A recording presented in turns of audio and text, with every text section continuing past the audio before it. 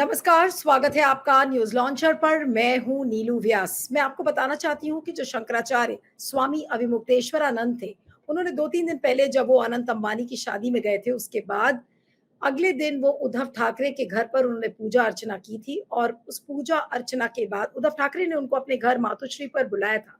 उसके बाद उन्होंने प्रेस वालों से बातचीत करते हुए ये कहा कि उद्धव ठाकरे विश्वासघात का शिकार हैं और विश्वासघात करना उतना ही बड़ा पाप है।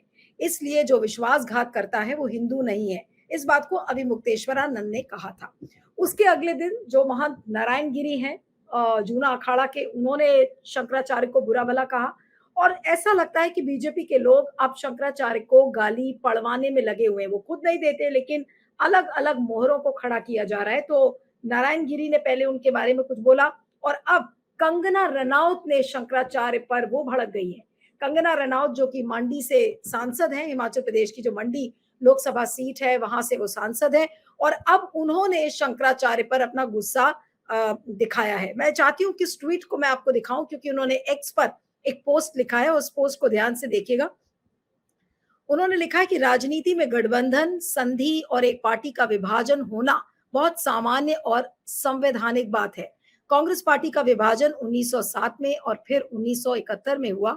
अगर राजनीति में राजनीतिज्ञ राजनीति नहीं करेगा तो क्या गोलगप्पे बेचेगा? इस लाइन को ध्यान से सुनिएगा। उन्होंने कहा है कि अगर राजनीति में राजनीतिज्ञ राजनीति नहीं करेगा तो क्या गोलगप्पे बेचेगा? और उनका इस बात को कहना, इस ध्यान से इस लाइन को देखिए, उन्होंने कहा कि राजनीति में गठबंधन, संधि और एक पार्टी का विभाजन बहुत सामान्य और संवैधानिक बात है। यानी कि वो ये कह रही हैं कि जिस तरह से पार्टी तोड़ी गई शिवसेना को, तो वो एक संवैधानिक कार्य था, उसको वो बता रही हैं। फिर वो क्या लिखती हैं, शंकराचार्य जी ने उनकी शब्दावली और अपने प्रभाव और धार्मिक शिक्षा का दुरुपयोग किया है। यानी कि वो शंकराचार्य को ये कह रही है कि शंकराचार्य को बोलना नहीं आता, जिस तरीके के शब्द का इस्तेमाल उन्होंने किया वो धार्मिक शिक्षा का दुरुपयोग है। धर्म ये भी कहता है अगर राजा ही प्रजा का शोषण करने लगे तो राजद्रोह ही आखिरी धर्म है। शंकराचार्य जी ने महाराष्ट्र के हमारे माननीय मुख्यमंत्री एकनाथ शिंदे जी को अपमानजनक शब्दावली से गद्दार, विश्वासघाती जैसे आरोप लगाते हुए हम सबकी भावनाओं को ठेस पहुंचाई है।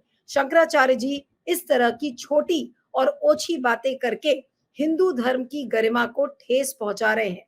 अब आप ये लाइंस देखिए किस तरीके के शब्दों का इस्तेमाल कंगना रनौत ने शंकराचार्य जी के लिए किया है। अब जाहिर सी बात है कि शंकराचार्य पर 4 इस तरीके के शब्द लिखने के पहले उनको कहीं ना कहीं से जरूर ये बोला गया होगा।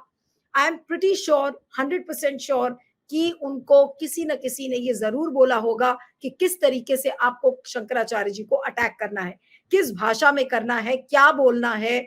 और जिस तरीके का पोस्ट उन्होंने लिखा है तो वाकई में ये बहुत ही अपमानजनक तरीके से उन्होंने शंकराचार्य जी के बारे में लिखा है। और केवल क्यों? क्योंकि जो अविमुक्तेश्वरानंद जी ने उद्धव ठाकरे के बारे में ये बात लिख दी थी और ये बात कहीं ना कहीं जाकर महाराष्ट्र में जो अभी 2-2.5 महीने बाद होने वाले जो चुनाव है उससे जुड़ी हुई है, तो जाहिर सी बात है कि कंगना उन पर भड़केंगी और बीजेपी का जो नैरेटिव है उसको पेडल करती हुई दिखेंगी। आज इसी पर हम बातचीत करेंगे। हमारे साथ वरिष्ठ पत्रकार, पॉलिटिकल कमेंटेटर और थॉट लीडर ओंकारेश्वर पांडे जी हैं। सर, आपका बहुत बहुत स्वागत है। Thank you so much for joining. Kangana के इस पोस्ट पर आप क्या कहेंगे, जिस तरीके की टिप्पणी उन्होंने शंकराचार्य पर करी है और कई बेहुदा बयान और कई बेहुदा पोस्ट उन्होंने इसके पहले भी लिखी है, चाहे वो आजादी कब मिली थी उसको लेकर या फिर देश का प्रधानमंत्री कौन है, नेताजी सुभाष चंद्र बोस के बारे में। आज मैं उस पर नहीं जाना चाहती हूँ, लेकिन आज शंकराचार्य जी के बारे में उन्होंने इस तरीके की टिप्पणी क्यों की आपके हिसाब से? जी। देखिए, शंकराचार्य जी के बारे में जिस तरह के अपमानजनक तरीके से उन्होंने टिप्पणी की है, वो उन्होंने स्वयं थोड़ी की है। ये जो व्हाट्सएप यूनिवर्सिटी की ब्रांड एम्बेसडर एक तरह से बनाई गई हैं वो, और उनके ज़रिए उनको अपमानित किया जा रहा है क्योंकि शंकराचार्य जी ने बड़े कटु सत्य को सामने रखा और वो सत्य ऐसा है जो भाजपा को असहज कर रहा है, भाजपा आला कमान को असहज कर रहा है। तो ज़ाहिर है उनके ऊपर वो इस तरह के लांछन लगाना चाहती हैं। लेकिन उस लांछन में भी सच्चाई नहीं है। वो कह रही हैं कि राजनीति में ये होता रहता है, राजनीति में दल-बदल वगैरह होता रहता है और कांग्रेस पार्टी में जो विभाजन उन्होंने बताया है, अब आप बताइए कि जिस तरह 1971 में विभाजन बता रहे हो, 1971 में तो पार्टी का कोई विभाजन हुआ नहीं। इस तरह से जो अनर्गल बातें हैं, पहले भी यही कंगना रनावत हैं जो कह देती हैं 2014 में भारत का जो है वो एक तरह से आज़ादी मिली, स्वतंत्रता मिली। तो इनके एक से एक बयानात ऐसे हैं, किसानों के बारे में जो उन्होंने बयान दिए थे, उसका क्या हश्र हुआ चंडीगढ़ एयरपोर्ट पर किस तरह से मतलब एक सीआईएसएफ के लेडी कांस्टेबल ने इनके बयानों के आधार पर ही इनके उसके कारणों के आधार पर इनको थप्पड़ मारा था। तो जनता में इनका क्या वो है, इनकी क्रेडिबिलिटी है, क्या रसूख है, क्या इनके प्रति लोग भावना रखते हैं, ये इनको मालूम है। आप इनके ट्वीट को ही देख लीजिए, बहुत सारे लोगों ने इनके ट्वीट पर जो जवाब दिया है, वो जवाब काफ़ी है समझने के लिए कि आप जो कह रहे हैं, वो बिल्कुल सच्चाई से परे है और असम्मानजनक है, अपमानजनक है शंकराचार्य जी जैसे लोगों के लिए। अगर वो कह रहे हैं कि उनके साथ उद्धव ठाकरे के साथ विश्वासघात हुआ है, तो ये पूरी दुनिया जानती है। दल-बदल होना वैचारिक परिवर्तन के कारण या एक पूरे विचार के कारण पार्टी में टूट होती है, वो संविधान के तहत भी मान्यता प्राप्त है। लेकिन अगर आप ईडी, सीबीआई और बाकी का दबाव डाल के आप किसी तरह से वो किसी पार्टी को तोड़ रहे हैं और गलत तरीके से उसको वो कर रहे हैं, तो ये कहीं से भी लोगों को पचता नहीं है। और इसका जवाब पिछले लोकसभा चुनाव में बीजेपी को मिला है। लोगों ने बताया है कि वो इस तरह की राजनीति पसंद नहीं करते, इस तरह की धर्म की राजनीति पसंद नहीं करते, इस तरह विभेद की राजनीति पसंद नहीं करते, इस तरह झूठ की राजनीति पसंद नहीं करते। मुझे लगता है कि कंगना रनावत जैसे लोगों को इस तरह से बोलने की बजाय अपना मुँह चुप रखना चाहिए, क्योंकि इस समय वो सांसद हैं। उन्हें सांसद बना दिया गया है, उन्हें चुनवाया गया, जिताया गया है। वो अपने बूते नहीं जीती हैं, पार्टी ने, संगठन ने और नेतृत्व ने सपोर्ट करके उन्हें जिताया है। तो सांसद बनने के बाद एक सांसद को किस भाषा का इस्तेमाल करना चाहिए, ये उनको भली-भांति समझना चाहिए, वरना खामखा की चीज़ों में अपने फजीहत वो और करा लेंगी। जी। लेकिन सर अब मैं उनके ट्वीट की एक-एक लाइन थोड़ा-सा आपके साथ एनालाइज़ करूँगी। जो पहली लाइन उन्होंने लिखी कि राजनीति में गठबंधन, संधि और एक पार्टी का विभाजन होना बहुत सामान्य और संवैधानिक बात है। और साथ में उन्होंने कांग्रेस का ज़िक्र किया है कि कांग्रेस पार्टी का विभाजन 1907 में और फिर 1971 में हुआ। अगर राजनीति में राजनीतिज्ञ राजनीति नहीं करेगा, तो क्या गोलगप्पे बेचेगा? अब आपको क्या लगता है कि वो क्या कहना चाह रही हैं? क्या वो ये कहना चाह रही हैं कि जिस तरह से उद्धव ठाकरे की पार्टी को तोड़ा गया, वो सही है, वो संवैधानिक है? और वो ये क्या कह रही हैं कि क्या राजनेताओं का यही काम है कि पार्टी को तोड़ना और विभाजन करना सामान्य है, संवैधानिक है? और वो ये कहती हैं कि राजनीति नहीं करेगा तो क्या गोलगप्पे बेचेगा? तो ऐसे तो ये दूसरा सवाल सवाल भी ये खड़ा है होगा कि क्या कि क्या सर भाजपा नेतृत्व उनकी भाषा को एंडोर्स करता है? हाँ, आप हुँ। पूछिए, आप कुछ कह रही थी। नहीं, नहीं, मैं कह रही हूँ कि जो उन्होंने बात ये कही कि राजनीतिज्ञ राजनीति नहीं करेगा तो क्या गोलगप्पे बेचेगा? तो आज वही चीज़ शंकराचार्य जी के लिए भी तो लोग पूछ सकते हैं ना, कि शंकराचार्य धर्म के बारे में बात नहीं करेंगे तो क्या फ़िल्मों के रिलीज़ और फ्लॉप पर बात करेंगे? नहीं, ये बात सही है। मैं इस बात से सहमत हूँ कि कहीं न कहीं शंकराचार्य हों या कोई भी धार्मिक नेता हो, उनको धर्म के विषय पे बोलना चाहिए और इस तरह के राजनीतिक विषयों से थोड़ा दूरी रखनी चाहिए, मैं इस बात से सहमत हूँ। लेकिन ये बात सब पे लागू होती है। जो राजनेता है, वो धर्म पे बात कर रहा है, वो धार्मिक नेता है, वो राजनीति पे बात कर रहे हैं। तो इस तरह का जो ये आया है इस समय, ये थोड़ा-सा समाज के लिए ठीक नहीं है। लेकिन इस बारे में उन्होंने जो कुछ की कहा है, वो उन्होंने उद्धव ठाकरे के बारे में कहा है और आज ये उद्धव ठाकरे का विरोध कर रही हैं। उ उसी स एक एकनाथ शिंदे उसी सरकार में मंत्री थे जब इनका घर तोड़ा गया था और आज आप उनके साथ खड़ी हैं। तो कंगना रनावत जो कह रही हैं, वो किसी भी तरह से जायज़ नहीं ठहराया जा सकता है। कंगना रनावत के कहने में, किसी और के कहने में बहुत दूसरी बात आपने कहा कि क्या राजनीति में कोई गोलगप्पे बेचेगा? क्या भारतीय जनता पार्टी इस लाइन को स्वीकार करती है? इसका मतलब ये हुआ कि भारतीय जनता पार्टी कंगना रनावत के जरिए अपने किए कराए सारे कार्यों को जायज ठहराना चाहती है कि साहब हम गोलगप्पे नहीं बेचने आए हैं। तो पार्टी विद डिफरेंस जिस तरह का ये कार्य कर रही है कि एक दिन अचानक जो है एक व्यक्ति को सुबह सुबह 8 बजे मुख्यमंत्री पद की शपथ दिला दी जाती है, फिर उसके बाद वो बहुमत साबित नहीं कर पाता, फिर वो भाग जाता है, फिर वापस चला जाता है, फिर वापस आ जाता है। तो इस तरह के कार्य क्या ये गोलगप्पे बेचने जैसा ही कार्य है? वो कह रहे हैं कि ठीक है, आप पार्टी से गोलगप्पा बिचवाना चाहते हो तो आप बिचवा लो, लेकिन नहीं तो पार्टी आप विद द करेंगे डिफरेंस इस तरह की पार्टी आप नहीं रही है जिससे उम्मीद की जाती है कि भारतीय जनता पार्टी एक डिसिप्लिन पार्टी है, एक आदर्शों पे चलने वाली पार्टी है, ये माना जाता रहा है। लेकिन कंगना रनावत जैसे लोग ये साबित कर रहे हैं कि नहीं, ये बात अब पुरानी हो गई, पार्टी विद डिफरेंस ये नहीं है, ये गोलगप्पे बेचने वाली पार्टी है। तो क्या आज एक तरीके से कंगना रनौत ये बता रही हैं कि जो मोदी और शाह जिस तरीके की राजनीति कर रहे हैं वो केवल और केवल गोलगप्पा बेचने के समान है? दरअसल उन्होंने अपने नेतृत्व को ही एक तरह से दोषी ठहरा दिया है। जिस तरह की हुँ। भाषा का इस्तेमाल उन्होंने कर दिया है, वो गोलगप्पा कौन बेच रहा है? भई आप बेच रहे हो ना, तो उनके पार्टी को इस तरह इस्तेमाल किए जाने के, तोड़-फोड़ करने के, ऑपरेशन कमल चलाने को उन्होंने गोलगप्पा बेचना जो है वो करार दे दिया है कि हम क्या खाक बेचने आए हैं, गोलगप्पा बेचने आए हैं? तो आप यही कार्य कर रहे हैं। और इस कार्य को देश के लोग देख रहे हैं, तमाम राज्यों में आपको लोग नकार रहे हैं, धीरे-धीरे आपका डिक्लाइन हो रहा है। इस बार तो मैसिव डिक्लाइन हुआ, कहाँ 400 पार की बात और कहाँ आप 240 पर टिके और ऐसे लोगों के बयानों के आधार पर ही टिके। मैं याद दिलाना चाहता हूं कि संघ प्रमुख मोहन भागवत जी ने क्या कहा चुनाव के बाद। उन्होंने कहा कि जिस तरह की भाषा का अमर्यादित भाषा का इस्तेमाल किया गया, ये एक और उदाहरण है कि अमर्यादित भाषा का इस्तेमाल आप कर रहे हो। आप शंकराचार्य के बहाने विपक्ष को निशाना बनाना चाह रहे हो। आप स्पष्ट रूप से कहिए कि क्या कहना चाहते हैं आप विपक्ष से।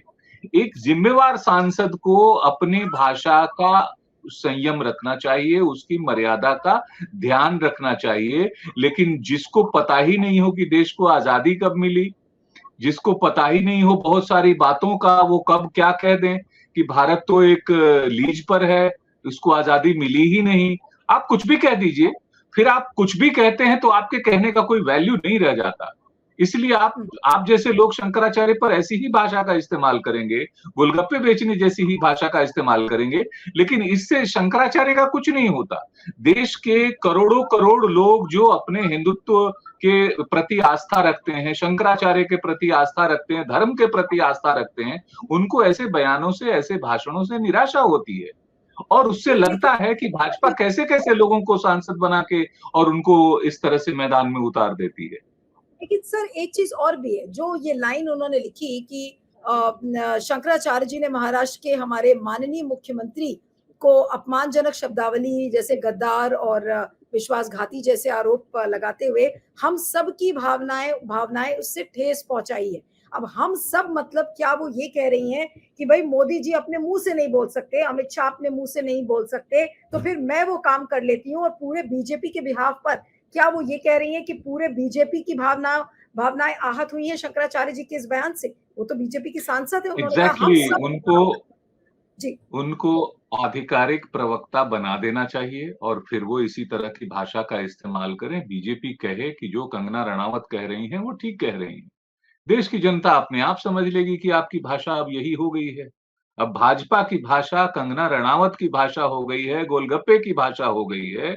लोग देख लेंगे, लोग समझ लेंगे और उसके बाद अपना निर्णय करेंगे। तो धीरे-धीरे जो भाजपा के प्रति लोगों की आस्था है, लोगों का जो विश्वास रहा है, जो लोगों के मन में एक आदर्शवाद का वो वहम रहा है, वो कंगना रनावत जैसे लोग बड़े आसानी से उसको तोड़ रहे हैं। और दिखा रहे हैं कि नहीं साहब हम भी गोलगप्पा बेचने ही यहाँ पे आए हैं। आप चिंता मत करिए, हम आपसे अलग नहीं हैं। हम दूसरों की तरह हैं और दूसरों से ज़्यादा खराब हो सकते हैं।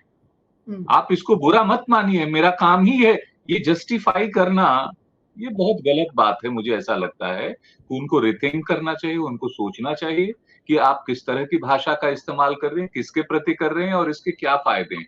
इसका नुकसान, आप सिर्फ और सिर्फ शंकराचार्य को डिस्क्रेडिट करने की कोशिश करें तो कम से कम कंगना रनावत इतनी उनके बयानों में इतने क्रेडिट नहीं है कि वो शंकराचार्य जैसे व्यक्तित्व को डिस्क्रेडिट कर सकती हो। उनका उनका ज्ञान देख लीजिए, उनका जीवन भर का जो वो है योगदान है एक शंकराचार्य का, वो वहां मुझे लगता है कि उनको इस बात का जवाब भी नहीं देना चाहिए कि वो क्या कह रहे हैं, कुछ भी कह रहे हैं, इसलिए।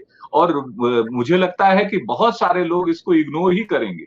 सिर्फ एक चटकारे लेके देखने वाली बात होती है कि ठीक है, फिल्म से हैं, फिल्म की हीरोइन रही हैं, तो आपके आपके ऊपर तो कोई टिप्पणी नहीं करता ना। आप किस तरह का एक्ट करती हैं, किस तरह के उसमें वस्त्र धारण करती हैं, उस पे कोई टिप्पणी करता है क्या? जो टिप्पणी करने बिल्कुल। वाले हैं वो ट्विटराटी हैं, जो ट्विटर पे आपको बता देते हैं कि वो क्या सोचते हैं। तो हुँ, आपके जब अभिनय पे, आपकी चीजों पे लोग एक्ट नहीं कर रहे हैं, आपको रिएक्ट नहीं कर रहे हैं, ऑफिशियली कोई नहीं बोल रहा है आपको, तो आपको भी इस गरिमा का ध्यान रखना चाहिए कि आपको कितना बोलना है, क्या बोलना है। अपने काम-काज के एक बड़ी आश्चर्यजनक बात है। आप कुछ सांसदों को, कुछ विधायकों को आप देखेंगे कि अपने क्षेत्र में वो क्या विकास कार्य कर रहे हैं, क्या कल्याण के कार्य कर रहे हैं, पॉलिसी में वो किस तरह के बदलाव चाहते हैं, क्या नया कुछ देश को योगदान दे रहे हैं, वो कभी इस पे चर्चा नहीं करेंगे। और हुँ। कंगना रनावत एक नहीं है, ऐसे अनेक लोग हैं जो हमेशा आपको कहेंगे आप रामद्रोही हो, आप पाकिस्तान चले जाओ, आप ये कर लो। पूछो कि भाई साहब 5 साल हो गए, 10 साल हो गए, आपके मंत्रालय में कुछ काम वाम हुआ है? आप कुछ काम भी करते हो कि खाली लोगों को पाकिस्तान भेजते रहते हो? तो गोलगप्पे लेकिन सर बेचवा रहे हो, आप कुछ काम भी कर रहे हो सांसद के तौर पर या नहीं, ये भी बताना चाहिए। बिल्कुल। लेकिन सर एक अंग्रेज़ी में शब्द है मोटर माउथ और हमने अभी पिछले 10 सालों में ऐसे बीजेपी के अंदर बहुत सारे मोटर माउथ्स देखे हैं, साध्वी प्रज्ञा, तमाम इस तरीके के एग्ज़ाम्पल्स हैं, जो कुछ भी बोल देते हैं धर्म की आड़ में। क्या कंगना रनाउत अब उसी कैटेगरी में आ गई हैं जिनको कि गंभीरता से नहीं लिया जाना चाहिए? उनकी ये जो लाइन जो अपने पोस्ट में उन्होंने आखिरी में लिखी है कि शंकराचार्य जी इस तरीके की छोटी और ओछी बातें करके हिंदू धर्म की गरिमा को ठेस पहुँचा रहे हैं। तो क्या अब कंगना रनाउत ये बता रही हैं कि शंकराचार्य नहीं बल्कि कंगना रनाउत हिंदू धर्म की सबसे ज्यादा बड़ी पैरोकार हैं, लोग उनको हिंदू धर्म पे सुने ना कि शंकराचार्य जी को। वो क्या कहना चाह रही है इस लाइन के हिसाब से? I think this is an example of not only motor mouth, but it's a example of bad mouth. आपको ऐसी भाषा का इस्तेमाल नहीं करना चाहिए। और एग्जैक्टली। अगर आप व्हाट्सएप यूनिवर्सिटी की ब्रांड एम्बेसडर होने के साथ हिंदुत्व का भी ब्रांड एम्बेसडर होना चाहती हैं, तो बहुत बड़ा समाज है, समझदार लोग हैं देश के, वो समझते हैं कि किसको हम ब्रांड एम्बेसडर माने या ना माने। आप जैसे लोग अगर शंकराचार्य पर टिप्पणी करेंगे, तो लोगों को समझ में आ जाएगा कि आप कौन हैं। सबसे पहले तो आपकी अपनी क्रेडिबिलिटी, आपका अपना व्यक्तित्व, आपका अपना कार्य, तो वापस लोग उस पे पहले देखेंगे ना कि ये बोल कौन रहा है। मुझे लगता है कि इस बात की गंभीरता बिल्कुल भी नहीं है और ना ही लोग इसको गंभीरता से लेंगे। इसलिए ऐसे बयानों को तो मुझे लगता है इग्नोर किया जाना चाहिए। लेकिन अंत में बस यही पूछूंगी सर कि अपनी किस तरीके की छवि बनाना चाह रही है? राजनीति में जरूर आ गई हैं, ठीक है, फिल्म का काम भी वो साइड बाय साइड करेंगी, उनकी कई फिल्म्स अभी रिलीज के लिए पेंडिंग है, लेकिन इस तरीके के बयान से वो किस तरीके का एग्जाम्पल संसद के अंदर और संसद के बाहर सेट करना चाह रही है? क्योंकि अब उनकी एक और आइडेंटिटी है कि वो मंडी लोकसभा की सांसद हैं और बतौर सांसद वो किस तरीके की इमेज अपनी प्रोजेक्ट करना चाह रही है?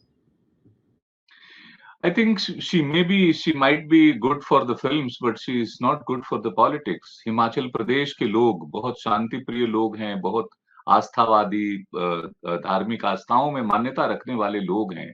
वो खुद सुनेंगे तो उनको अच्छा नहीं लगेगा, उनको शर्म आएगी कि हमारी क्षेत्र की सांसद एक शंकराचार्य के बारे में किस प्रकार की टिप्पणी कर रही हैं।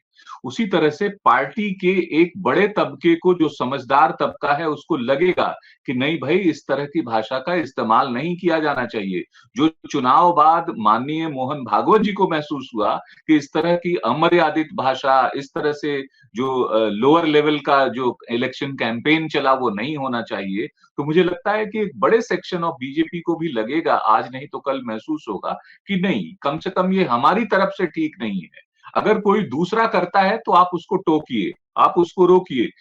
अगर Congress party, left party, Samajwadi party, किसी और पार्टी, रीजनल पार्टी का भी कोई व्यक्ति इस तरह की भाषा का इस्तेमाल करता है तो हम उसको इंडोर्स नहीं करेंगे। हम उसकी भी कड़ी से कड़ी आलोचना करेंगे और उसकी भी हम निंदा करेंगे। इस तरह की भाषा का भारतीय लोकतंत्र में स्थान नहीं होना चाहिए और लोगों को एक समझदारी, कम से कम जो समझदारी, जो जिम्मेवार पदों पे लोग बैठे हैं, जो आप सांसद हैं, आपको जनप्रतिनिधि बना के भेजा गया है, तो आपके एक एक बात की अहमियत होनी चाहिए, लेकिन वो अहमियत तब होगी जब आप अपने बात की कीमत स्वयं समझेंगे, आप उसको स्वयं देखेंगे, परखेंगे और तब बोलेंगे। तो इस तरह के चीजों को मुझे लगता है कि देश के लोग इसको स्वीकार नहीं करेंगे और उनको भी स्वीकार नहीं करेंगे जिस तरह की भाषा का वो इस्तेमाल कर रही हैं। जी। बिल्कुल। बस चलते-चलते मैं वापस आपके उस सबमिशन पर आ रही हूँ, जहाँ पर आपने कहा कि आज कंगना रनौत एक तरीके से मोदी जी की राजनीति को यही बता रही हैं कि जो मोदी जी की जो स्टाइल है राजनीति की, वो गोलगप्पा बेचने समान है। तो आज क्या पूरी तरह से कंगना रनौत ने इसको एंडोर्स कर दिया, लोगों के बीच में रख दिया कि देखिए, बीजेपी के लिए राजनीति का मतलब है गोलगप्पा बेचना? एक समय था जब मोदी जी इस तरह की भाषा का इस्तेमाल करने वाले नेताओं पे जो है साध्वी प्रज्ञा पे उन्होंने कहा था कि हमें शर्म आती है कि इस तरह की भाषा, और हम तो बिल्कुल उनको माफ नहीं करेंगे। तो जो इस भाषा का जो जो लोग इस तरह की भाषा का इस्तेमाल करते थे, उनको मोदी जी स्वयं रोकते थे और लोगों को लगता था कि चलो एक गार्जियन है पार्टी में, जो इन सब चीज़ों को स्वीकार नहीं करता। लेकिन पिछले चुनाव में हम लोगों ने देखा कि किस तरह से भाषाओं की मर्यादाएँ टूटी और वो सर्वोच्च स्तर से टूटी, हर लेवल पे टूटी, आपको जवाब भी उसी प्रकार का मिला। तो दोनों प्रकार से जो है एक-दूसरे पर कीचड़ उछाले गए। अब आप सरकार में हैं, सरकार चला रहे हैं, आपको एक गठबंधन की ही सरकार, चाहे वो सहयोगियों के बूते ही सरकार मिल गई है, आप उसको चला रहे हैं। तो बेहतर ये है कि सरकार की छवि को सुधारना चाहिए, ना कि इस तरह के बयान देने वाले लोगों के माध्यम से पार्टी और सरकार दोनों की छवि को बिगाड़ना चाहिए। तो इस बात की बहुत अहमियत है कि हम देखें कि इससे हमारा फायदा हो रहा है या नुकसान हो रहा है। अगर शंकराचार्य ने कहा कि उनकी पार्टी को तोड़ा गया, तो ये सच्चाई है कि तोड़ा गया और छल बल से तोड़ा गया। कोई ऐसा नहीं कि बड़े आस्थावान होके अचानक लोग आए और आपके साथ शामिल हो गए। वो सबने और उस आज महाराष्ट्र के नाटकीय हाँ, प्रकरण को सबने देखा है। नहीं, और जो आप कह रहे हैं कि छल को वो संवैधानिक बता रही है, छल को वो एक सामान्य चीज़ बताने की कोशिश कर रही है कि राजनीति में तो ये सामान्य है। ये जस्टिफिकेशन पार्टी आला कमान पर वापस आएगा। अगर वो एक्सेप्ट करेंगे, अगर वो इस चीज को मौन साधे रखेंगे, तो मौनम स्वीकृतिम लक्षणम, ये मान लिया जाएगा कि पार्टी आला कमान ने ही उनको ये स्क्रिप्ट लिख के दिया है बोलने को और इस तरह की बात को वो मान रहे हैं। तो इस हुँ, लोग जो है इस बात को समझेंगे। वैसे भी लोगों ने ये समझना शुरू कर दिया है कि now this is not a party with difference, this is one बिल्कुल। another political party which wants to remain in the power by using any means, whether it's good or bad। जो कहते हैं साम दाम दंड भेद, सब चीज का इस्तेमाल करो, तो आप ज्यादा दंड भेद का ही इस्तेमाल कर रहे हैं। हुँ, तो इस तरह के इस्तेमाल से आप अपने को लेजिटिमाइज करना चाहते हैं, आप अपने आप को जस्टिफाई करना चाहते हैं, तो देश की जनता उसको देखेगी, उसको समझेगी। पिछले दिनों एक सर्वे भी आया था कि भाई जिस तरह से विपक्षी दलों के नेताओं के खिलाफ ईडी सीबीआई का इस्तेमाल किया जा रहा है, दो दो मुख्यमंत्रियों को जेल में डाले गए, चुने हुए मुख्यमंत्रियों को, और अब तो आप देख लीजिए कि एक मुख्यमंत्री रिहा हो गए, दूसरे मुख्यमंत्री के लिए सुप्रीम कोर्ट ने जो है वो उनको जमानत दे दी है, हाई कोर्ट में अटका हुआ है, क्योंकि आप कोई ना कोई उसमें पेंच फंसा रहे हैं। अगर ईडी से निकल रहे हैं तो आप सीबीआई भेज रहे हैं, वो निकल रहे हैं तो फिर आप कोई और भेज देंगे। तो आप जानबूझ के फंसाए रखने की कोशिश कर रहे हैं, ये देश देख रहा है और इसको लोगों ने अस्वीकार किया, एक सर्वे में अस्वीकार किया कि उनको ये पसंद नहीं है किस तरह से किसी को प्रताड़ित किया जाए विपक्ष का होने की वजह से। और मोहन भागवत जी ने भी कहा कि विपक्ष की बजाय उसको प्रतिपक्ष समझे। तो अभी भी हम राम के आदर्शों पर चलने वाले लोग राम की मर्यादा का पालन न करें, इसीलिए तो वहां से बजरंगबली ने गदा मार मार के भगाया है। सिर्फ अयोध्या से नहीं, अयोध्या से लेके आप देखिए कहां कहां जहां भी राम नगरी और उससे जो जुड़े हुए धार्मिक स्थल थे, अब तो उत्तरांचल में भी वहां से भी भगा दिया। तो बिल्कुल। इस तरह की चीज़ों को कोई भी जो सच्चा धार्मिक व्यक्ति होगा, जो सच्चा आस्थावान होगा, जो सच्चा सनातनी होगा, वो स्वीकार नहीं करेगा कि हम सनातन तो के ये हैं, इसका मतलब मज़े ये की थोड़ी बात है कि हम इस तरह की भाषा इस्तेमाल करें।